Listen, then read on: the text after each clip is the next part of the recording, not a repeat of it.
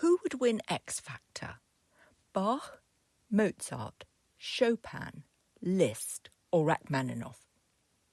It sounds like a parlour game, but like most good parlour games, it reveals something uncomfortable about how we judge art. If the 5 composers were dropped anachronistically into a modern televised talent show, who would take the crown?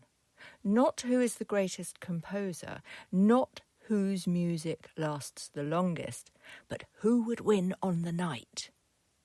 Let's imagine the judges, the live audience, the camera angles, the sob story VT, the voting app, and crucially, the opening piece.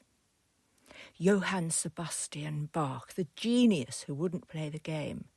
Bach would lose early, not because he lacks brilliance, but because he refuses the premise. He doesn't perform at you, he performs through the music. His chosen piece might be a Prelude and Fugue from the Well-Tempered Clavier, a work of architectural perfection, intellectual depth, and zero obvious moment. No swelling chorus, no cinematic pause, no obvious payoff. The judges would call it worthy. The audience would call it hard. Bach wouldn't explain himself in interviews. He wouldn't soften the edges. He wouldn't care. And that, paradoxically, is why he is eternal and why he'd be terrible television. Wolfgang Amadeus Mozart, the natural crowd pleaser. Mozart would sail through the early rounds. He understands timing instinctively. He writes tunes people can remember. He has charm baked into the music itself. Imagine him performing the piano sonata in A major, K331, finishing with Rondo alla Turca. The audience taps along. The judges smile. Someone says, "It just makes you feel happy." Mozart's strength is accessibility. But that might also be his weakness. He's so effortless that viewers might underestimate the genius. He'd be adored. He'd be memeable. He wouldn't win. Maybe not. Frédéric Chopin, the artist the audience falls in love with.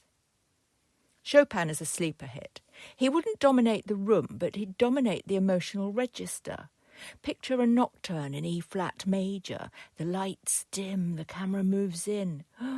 The audience goes quiet in that rare, real way, not because they're told to, but because something fragile is happening.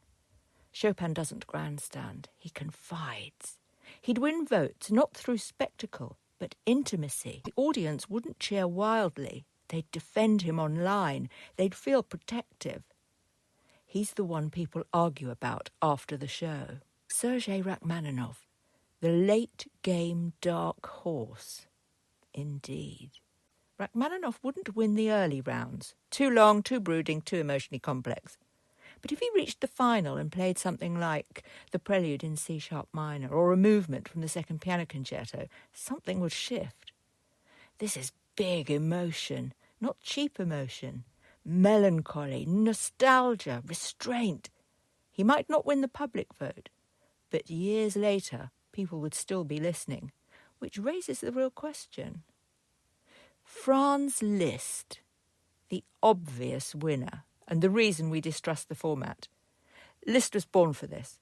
He understands the stage, he understands the crowd, he understands anticipation. Liszt would choose something like a Hungarian Rhapsody. Flash, drama, danger, hair flying, hands blurring. He knows where the camera is. He times the applause. He lets the silence hang just long enough. This is not shallow artistry, it's strategic artistry. Liszt was the original rock star. People fainted. Merch existed. Hysteria followed.